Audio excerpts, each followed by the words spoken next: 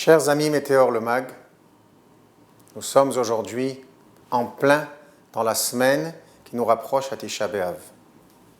Bien sûr, cette année, Tisha B'Av ne sera pas Shabbat, sera dimanche.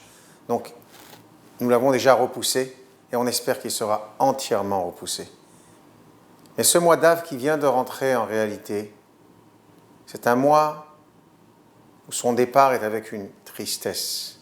Nous avons perdu le premier Beth Amikdash, le deuxième Beth Amikdash. Ce sont des temples qui nous sont très chers. C'était la place, ou si on peut dire la maison, où le peuple juif retrouvait son harmonie, pas seulement avec lui-même, mais avec notre Créateur. Alors, la halakha nous demande bien sûr, dans ce mois d'Av, de diminuer tout ce qui sera joie. C'est pour ça que nous avons des coutumes différentes.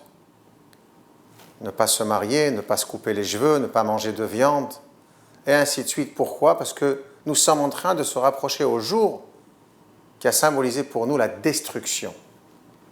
Mais en réalité, dans ce jour même de Tisha B'Av, il y a une grande nouvelle.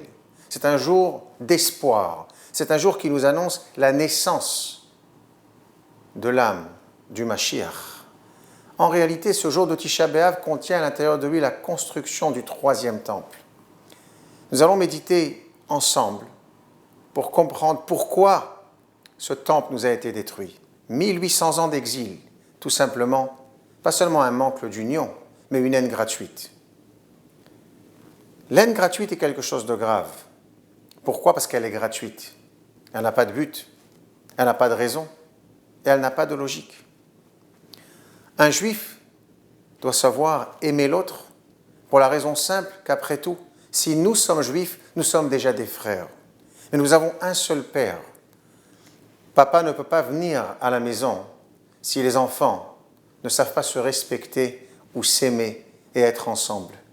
Dieu a vu que cette maison deviendrait une ruine s'il n'y aurait pas d'union, d'harmonie, de cœur uni entre tous les enfants de cette maison.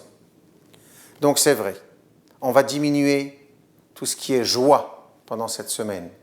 Mais d'autre part, la Chassidoute nous explique que nous allons diminuer tout ce qui est négatif dans notre monde avec la joie.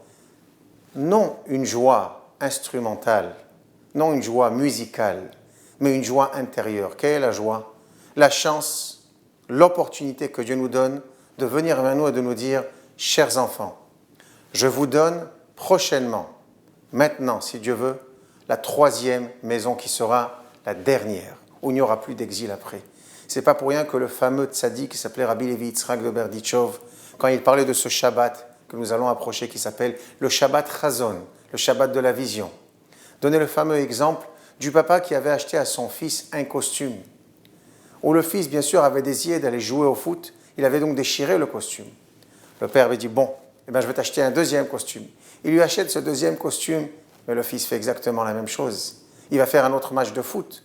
Le deuxième costume a donc été sali et déchiré. Et le père qui se dit, mais qu'est-ce qui se passe ? C'est avec ça que tu vas jouer au foot ?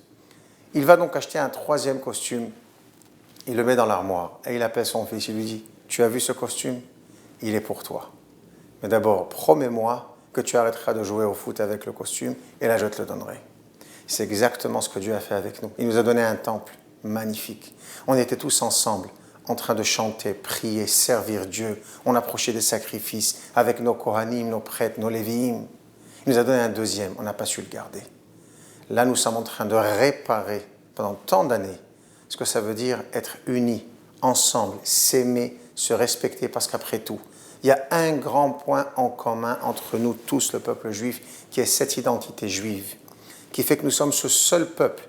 Nous sommes les enfants d'Akadosh Baruch Hu. Il dit tous ces Shabbats qui arrivent, qui est le Shabbat Chazon, qui est le Shabbat de la vision. Dieu nous montre le troisième temple. Il nous le montre et il nous dit, chers enfants, c'est pour vous. Mais est-ce que vous êtes prêts ? Est-ce que vous êtes unis dans vos cœurs pour que je puisse vous donner cette maison qui va vous préserver et qui va vous garder ? À la suite.